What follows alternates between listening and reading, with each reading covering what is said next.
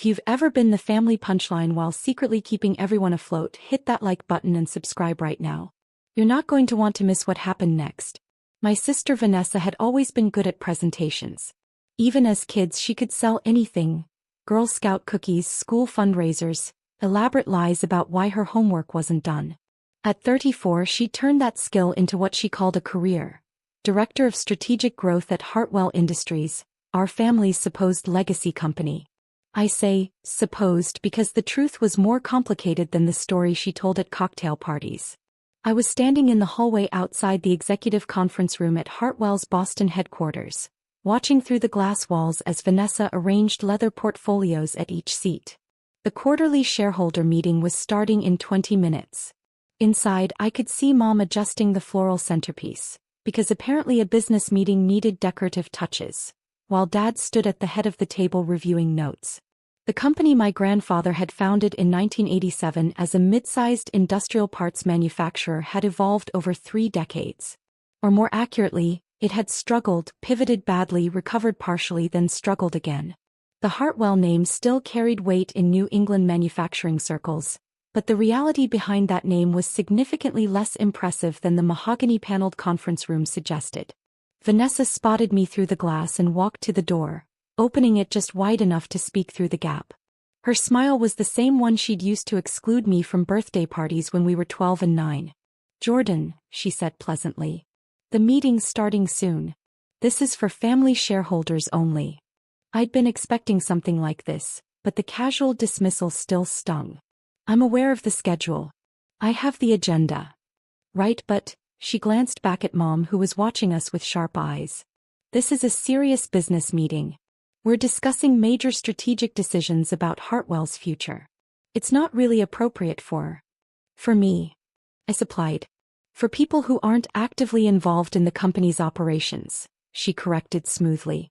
"You know how Dad is about keeping things focused. No distractions." Mom approached, her heels clicking on the marble floor. She didn't bother with Vanessa's diplomatic phrasing. "Vanessa's trying to be nice, Jordan. But let's be honest, you're not a shareholder. You tried to start your own business and it didn't work out. That's fine. Not everyone's cut out for entrepreneurship. But this meeting is for family members who actually contribute to Hartwell's success." The failed entrepreneur label had been attached to me 3 years ago when I'd mentioned at Thanksgiving that I was closing down TechBridge Consulting, the small advisory firm I'd run for 2 years. What I hadn't explained, because they hadn't asked, was that I'd closed it because I'd moved into direct investment and fund management. But their assumptions had calcified into family mythology. Jordan tried business, failed, now does something with computers that nobody really understood. "I understand," I said quietly. "I'll let you get to your meeting." Vanessa's expression flickered with something that might have been guilt, but she recovered quickly. "Maybe we can grab coffee after? Catch up properly." "Maybe," I lied. She closed the door with a soft click. Through the glass, I watched her return to her seat. Dad was checking his watch. Mom was pouring water from a crystal pitcher. The theater of serious business, performed by people who'd mastered appearances while the foundations crumbled beneath them. I walked to the elevator, descended to the parking garage, and sat in my car for a moment, phone in hand. The irony was so perfect it almost made me laugh. Almost. I pulled up my email and found the message I'd been copied on 2 hours ago. Quarterly report, Hart Capital Partners portfolio performance. I scrolled to the relevant section, the one they didn't know existed. Hartwell Industries investment summary. Initial investment, March 2020, $45 million via convertible debt structure. Follow-on investments. June 2020. $22 million, equipment financing. November 2020, $18 million, supply chain restructuring. April 2021, $30 million, R&D expansion. September 2021, $15 million, bridge financing. March 2022, $25 million, facility upgrade. August 2022, $12 million, emergency operating capital. January 2023, $13 million, market expansion. Total investment, $180 million. Current equity position, 47%, structured through Hart Capital Partners LLC. Notes: family unaware of funding source. All investments processed through intermediary law firm. Monthly reports confirm continued operations viability dependent on Hart Capital continued support. I'd bought nearly half of my family's company over 3 years and they had no idea. The investment bank, the lawyers, the accountants. Everyone knew the funding was coming from Hart Capital Partners. What they didn't know was that Hart Capital Partners was me. Just me. Jordan Hartwell, the failed entrepreneur who wasn't allowed in shareholder meetings. My phone rang. Elena Vasquez, my attorney and the only person besides my accountant who knew the full scope of what I'd built. "I saw the meeting notice," she said without preamble. "Are you there?" "Just got excluded from the shareholder meeting." Vanessa said, "It's for family only." Elena's laugh was sharp. "The irony is incredible. What are you going to do?" I'd been asking myself that question for 3 years. Every time I'd wired another 7-figure investment to keep Hartwell Industries afloat. Every time I'd sat through a family dinner listening to Dad complain about ungrateful investors demanding too much oversight, while I literally paid for the meal with dividends from my ownership stake in his company. "I'm going to watch," I said finally. "Let them have their meeting. I want to see what they decide when they think I'm not involved. And then I'll decide if they deserve mercy." I hung up and pulled out my laptop, connecting to Hartwell's internal network through the access credentials I'd maintained from my brief internship there a decade ago. IT had never revoked them, another example of the company's sloppy operational practices. The conference room had integrated video recording for remote shareholder participation. I tapped into the feed, muted my end and watched. Dad called the meeting to order at precisely 10 a.m. 12 people sat around the table. Parents, Vanessa, her husband Marcus, Uncle Richard and his wife Diane, 2 cousins I barely knew, and 4 outside board members who collected fees for quarterly meetings and rubber-stamped whatever Dad proposed. "Thank you all for being here," Dad began, his voice carrying the gravitas he'd perfected over 4 decades. "Today we're discussing Hartwell Industries' future direction. As you know, we've faced challenges over the past few years, but thanks to our family's resilience and strong leadership, we've successfully navigated difficult market conditions." I nearly choked. Successfully navigated was an interesting way to describe being hours from bankruptcy 3 separate times, saved only by my anonymous wire transfers. Vanessa stood, clicking to the first slide of her presentation. "Our strategic growth initiative has positioned Hartwell for unprecedented expansion. We've secured several major contracts, upgraded our facilities and expanded our R&D capabilities." Every item she listed had been funded by my money. The facility upgrade, my $25 million. The R&D expansion, my $30 million. The contracts she mentioned had been won using equipment I'd financed. "The question now," Vanessa continued, "is how we capitalize on this momentum. We have an opportunity to acquire Bennett Manufacturing, a competitor that would give us significant market share in the aerospace components sector." Mom leaned forward, her expression eager. "How much are we talking about?" "Bennett's asking price is $85 million, Vanessa said. "But with our current positioning, I believe we can negotiate down to $72 to $75 million. Uncle Richard whistled low. "That's substantial. Where would the funding come from?" Dad stepped in smoothly. "We've been in discussions with our existing investment partners. They've indicated willingness to provide additional capital, given our strong performance." I sat up straighter in my car. That was news to me. And I was the existing investment partner he was referencing. "How much would we need to put in as a family?" one of the board members asked. "Minimal," Dad assured him. "Perhaps $5 million collectively to maintain our ownership percentage. The rest would be covered by our partners. Drop a comment and let me know where you're watching from tonight." I was already composing an email to my investment team. "Verify immediately. Has anyone from Hartwell Industries contacted Hart Capital Partners about additional funding for an acquisition?" The response came back in 3 minutes. "No contact received. No proposal submitted. No discussions initiative." So Dad was planning to commit my money, $70 million of it, without actually asking me. Just assuming the anonymous funding source that had saved his company repeatedly would continue to write checks on demand. The meeting continued. They discussed the acquisition timeline, projected synergies, market positioning. Vanessa presented pro forma financials that looked impressive if you ignored the fact that Hartwell's current operations were only viable because of my continued support. There's one more thing, Mom said, her tone shifting to something more pointed. We need to discuss equity distribution. Vanessa nodded, advancing to a new slide. As we grow, we need to ensure ownership reflects actual contribution. Some family members have been more involved than others in building Hartwell's success. I knew where this was going before she said it. I'm proposing we restructure family holdings, Vanessa continued. Those of us actively managing the company should have larger ownership stakes. Those who aren't involved, she paused delicately, should consider divesting their shares back to active family members at a fair price. Who exactly are you talking about? One of my cousins asked, though his tone suggested he already knew.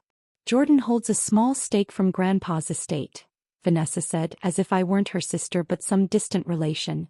5%. Given that he's not involved in operations and the shares are relatively modest, I think we should offer to buy him out. It would simplify our ownership structure. My small stake from Grandpa's estate was actually 10%, not 5%. Another detail they'd gotten wrong through sheer negligence. But that wasn't what made my blood run cold. It was the casual dismissal, the assumption that I'd just hand over Grandpa's legacy because Vanessa wanted a cleaner cap table for her PowerPoint slides. I think that's reasonable, Mom agreed quickly. Jordan's doing fine with his little consulting work or whatever he does now. He doesn't need the headache of being a shareholder in a serious business. Dad nodded. I'll have the lawyers draft an offer. Something fair. Maybe 1.2x book value. Book value. 4 shares in a company whose actual value existed only because I'd invested $180 million to keep it functioning. Shares that, at fair market value given my capital infusion, were worth far more than the fire sale price Dad was proposing. There's one other consideration, Uncle Richard said carefully. Our mystery investor. Hart Capital Partners. They've been very generous with funding, but we don't actually know who they are or what they want. I've tried to get more information, Dad admitted. But they operate through layers of legal intermediaries. Anonymous LLC structures. The lawyers say it's not unusual for private equity firms to maintain confidentiality. It makes me nervous, Diane said. What if they decide to exercise control? They own, what, 40% of the company now? 47%, Vanessa corrected, consulting her notes. But they've been completely hands-off.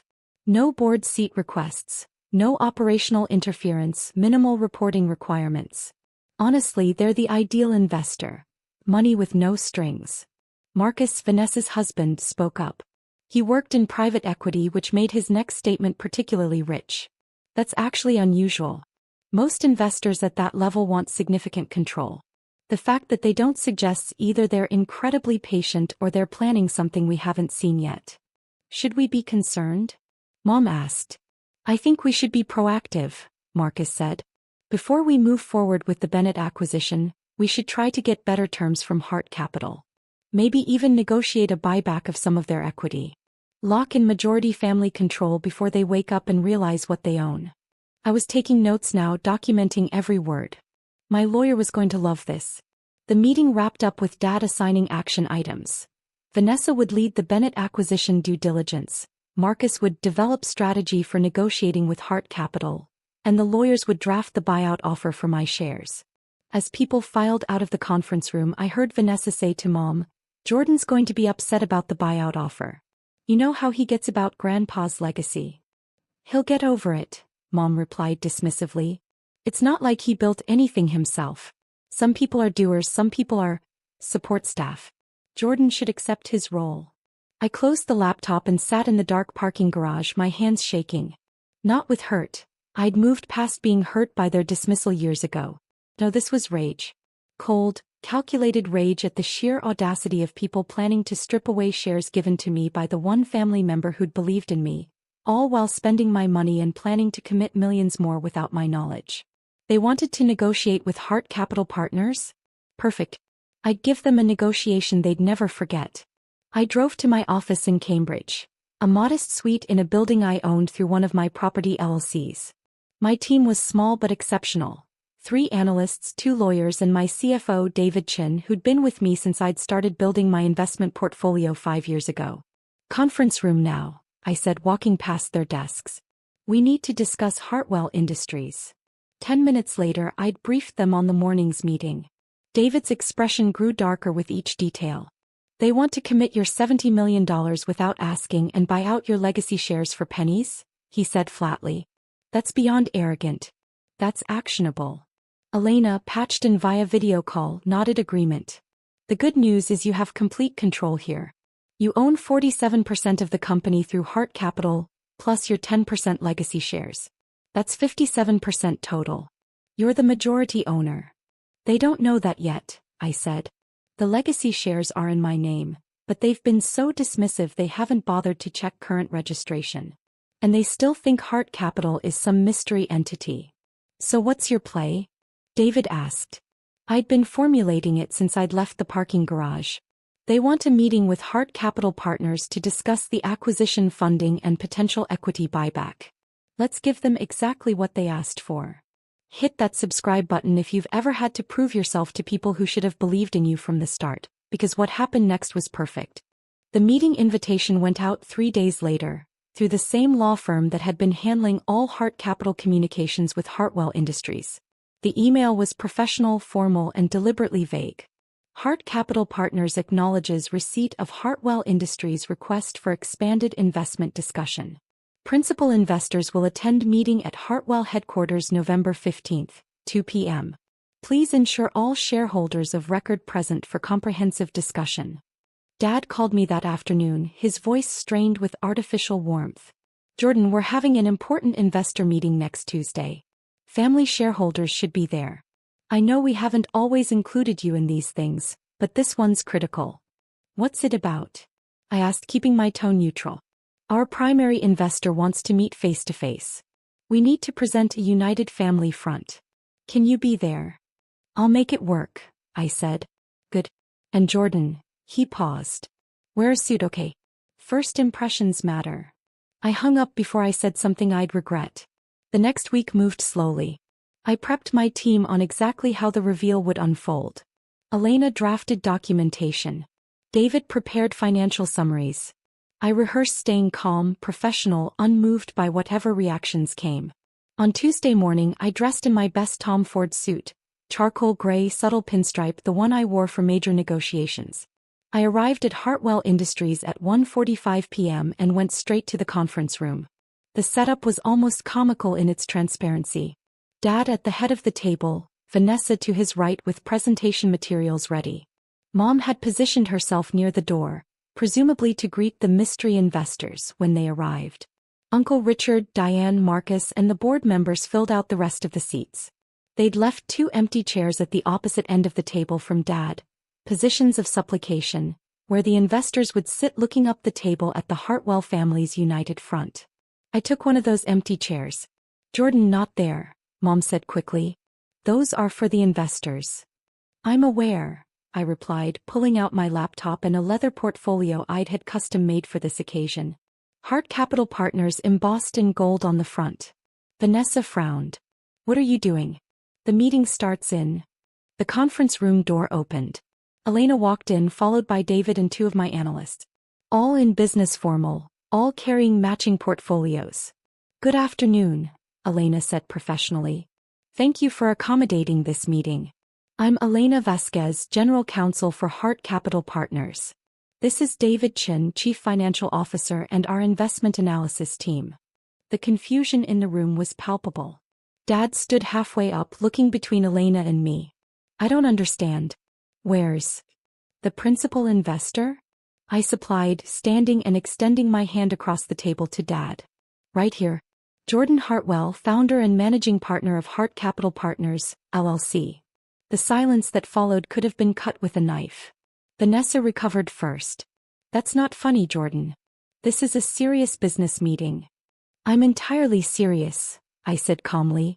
Elena slid a document across the table to Dad. That's the complete investment history between Hart Capital Partners and Hartwell Industries. Initial investment of $45 million in March 2020, followed by 7 additional capital infusions totaling $135 million. Combined total, $180 million. Dad's hands shook as he picked up the document. His face went gray as he scanned the figures. You. Mom's voice cracked. That's impossible. You don't have that kind of money. You're a failed entrepreneur? I finished. That's what you called me. What you've been calling me for 3 years. In reality, I closed TechBridge Consulting because I'd built a $300 million investment portfolio and managing a small advisory firm was no longer a valuable use of my time. David placed another document stack in front of Vanessa. These are certified financial statements for Hart Capital Partners. Current assets under management, $340 million across 23 portfolio companies. Hartwell Industries represents approximately 53% of deployed capital. We are, by significant margin, your largest investor. Marcus's face had gone white. As a private equity professional, he understood the implications faster than the others. You own 47% of the company, combined with your legacy shares. 10%, not the 5 my sister quoted in last week's meeting, I interjected. I'm aware you all watched that meeting. I watched it too, remotely. The same way I've monitored every board meeting, every financial decision, every strategic discussion for 3 years. You've been spying on us? Vanessa's voice rose. I've been monitoring my investment, I corrected coldly. The same way any rational investor would. And what I've observed is troubling. A family-run business treating $180 million of outside capital as free money while making increasingly risky decisions with no oversight. Elena took over. Last week you discussed committing Mr. Hartwell's capital, an additional $70 million, toward an acquisition that was never proposed to Hart Capital Partners, never analyzed by our team, and never approved by the majority equity holder. We were going to present it to you, Dad started. When? I interrupted. After you'd signed a letter of intent? After you'd committed my money without my consent? Or were you planning to just assume the anonymous investor would write another check? Uncle Richard found his voice. Jordan, if you'd just told us who you were from the beginning. You would have what? I leaned forward, my voice sharp as glass.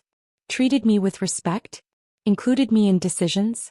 Or would you have done exactly what you discussed last week? Tried to negotiate a buyback of my equity at below market rates while mocking my little consulting work, behind my back. Mom's face had gone from pale to blotchy red. We're your family. You should have trusted us. I gave you $180 million in trust, I said quietly. I saved this company 3 times from bankruptcy. I funded every upgrade, every expansion, every survival strategy you claimed credit for. And you responded by excluding me from meetings, planning to strip my legacy shares, and calling me a failed entrepreneur who wasn't worthy of participating in serious business. David pulled out more documentation. These are the forensic analysis reports we commissioned over the past 3 years. Standard due diligence for investments of this size. They reveal some concerning patterns. He distributed copies to everyone at the table. I watched their faces as they read. Saw comprehension dawn. Saw panic set in. $480,000 in unauthorized compensation increases over 3 years, David recited. Primarily benefiting senior family members. $220,000 in personal expenses charged to corporate accounts, country club memberships, luxury vehicle leases, family vacation properties maintained on the company books. $180,000 in contracts awarded to family-connected vendors without competitive bidding, some performing services of questionable value. Vanessa was shaking her head frantically. Those are legitimate business expenses. They're self-dealing and potential shareholder fraud, Elena said flatly. Mr. Hartwell has been more than patient. But planning to commit an additional $70 million of his capital without authorization crosses a legal line. As majority shareholder, he has both the standing and the cause to take action. What kind of action? Dad asked, his voice barely audible. I let the question hang for a long moment. Watched them all exchange panicked glances. Saw the power dynamic flip completely. That depends, I said finally, on what happens in the next few minutes. I stood and walked to the window, looking out over the parking lot where I'd sat in my car a week ago, listening to them dismiss me. When I turned back, my voice was calm but absolute. Here's the reality. I own 57% of this company. I am the majority shareholder. I control Hartwell Industries, not you. Not anymore. Jordan, please, Mom started. I'm not finished. My voice cut through her plea like a scalpel. For 3 years, I've funded this company while you pretended I didn't exist. I've watched you take credit for successes that only happened because I wrote the checks. I've listened to you mock me, exclude me, plan to buy out my legacy shares for a fraction of their value, all while spending my money like it was yours by right. I returned to my seat, hands flat on the table. You wanted a negotiation with Hart Capital Partners. This is that negotiation. Here are your options. Elena distributed one final document. Proposed corporate restructuring and governance reform, she announced. Option 1, I began. Accept the restructuring. I take formal majority control. We install independent board members with actual oversight authority. Family compensation gets reset to market rates, which are significantly lower than what you've been paying yourselves. Questionable expenses stop immediately. The Bennett acquisition gets proper due diligence, and if it proceeds, it does so on my terms with my funding approval. You're taking over the company? Vanessa said, her voice breaking. I already own the company, I corrected. I'm just done pretending I don't. If you accept these terms, you can continue in your current roles, under proper oversight at appropriate compensation following legitimate business practices. You'll still have your 43% equity stake. You'll still benefit from the company's success.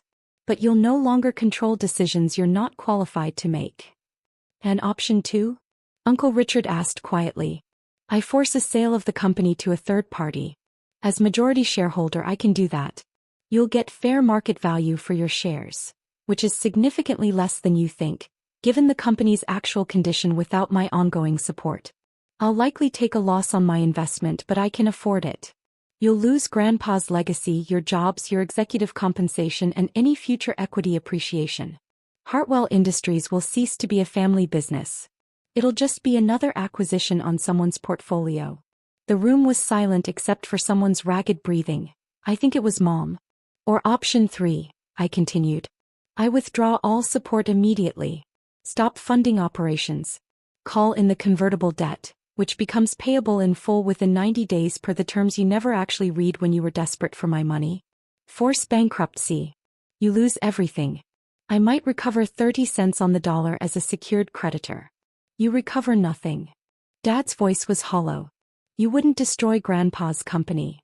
Grandpa's company died years ago, I said quietly.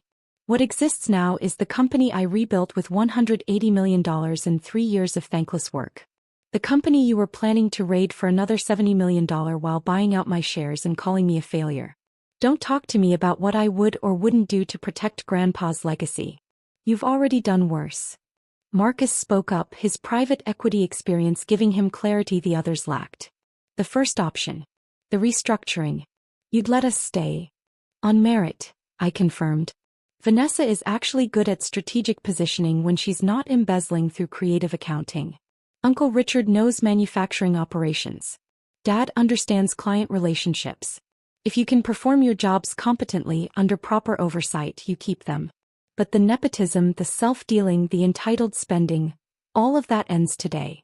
We're your family, Mom whispered. You excluded me from that family, I replied. Repeatedly. Deliberately. You made it clear I didn't belong at your table. So I built my own table. One with better food and much better company. Now I'm offering you a seat at mine, but only if you follow my rules. Because it's my table. My company. My money that kept you all employed and pretending you were successful. Elena checked her watch. We need decisions today. The restructuring documents require signatures from all family shareholders. You have 2 hours to review and decide. Mr. Hartwell's offer expires at 5 p.m. I stood, gathering my materials. Conference room B is available for your discussions. I'll be in the executive office that used to be Grandpa's. The one Dad's been using. I'm reclaiming it. David and my team followed me out. Through the glass walls, I could see the Hartwell family frozen at the table, faces slack with shock. Elena touched my arm gently as we walked down the hallway. Are you okay? I will be, I said. Once I know they understand. Understand what? That family is supposed to be a gift, not a weapon. And when you use it as a weapon, don't be surprised when it cuts both ways. 2 hours later at 4:47 p.m., Dad knocked on the executive office door. He looked like he'd aged 10 years in one afternoon. "We'll sign," he said quietly. "The restructuring. Your terms. All of you. All of us. Vanessa's upset. Your mother is processing. But yes. All of us." I nodded, unsurprised. Option 1 was the only rational choice, and for all their faults, my family had survived this long by eventually seeing reason, usually at the last possible moment. "The independent board members will start next month," I said. "Compensation adjustments are effective immediately. Elena will handle the paperwork. You'll report to me until we find a proper CO, someone external with actual qualifications. You can stay as president if your performance justifies it." "And you?" Dad asked. "What will you do?" "My job. The one I've been doing for 3 years. Protecting my investment. Making sure Grandpa's company becomes what it should have been all along. Successful because of merit, not just family legacy." He nodded slowly, turned to leave, then paused. I'm sorry. We should have." "Yes," I interrupted. "You should have. But you didn't. And that tells me everything I need to know about what you would do versus what you say you would do. Words are easy, Dad. I'm interested in action now." He left without another word. The restructuring took 3 months to fully implement. Independent board members included 2 former Fortune 500 executives and a manufacturing industry consultant I'd known from my investing network. Vanessa kept her role but at 40% lower compensation and with actual performance metrics. Marcus was let go entirely. His contract included a clause about conflicts of interest, and his private equity work created too many potential issues. Uncle Richard thrived under the new structure, actually seeming relieved to have proper oversight instead of family politics driving decisions. Dad struggled initially but adapted when he realized I was serious about both accountability and fairness. Mom never forgave me. She sold her shares back to the company at fair market value, which netted her $4.2 million, significantly less than the family discount valuation she'd expected, and barely spoke to me afterward. I mourned that relationship, but I didn't regret my choices. The Bennett acquisition? After proper due diligence, we passed. The company had undisclosed environmental liabilities that would have cost $30 million to remediate. We found a better target 6 months later. Smaller, cleaner books, better cultural fit. That acquisition worked beautifully. Hartwell Industries became profitable under the new structure. Genuinely profitable, not just surviving on my capital infusions. We expanded operations, improved efficiency, and started attracting outside interest from strategic partners.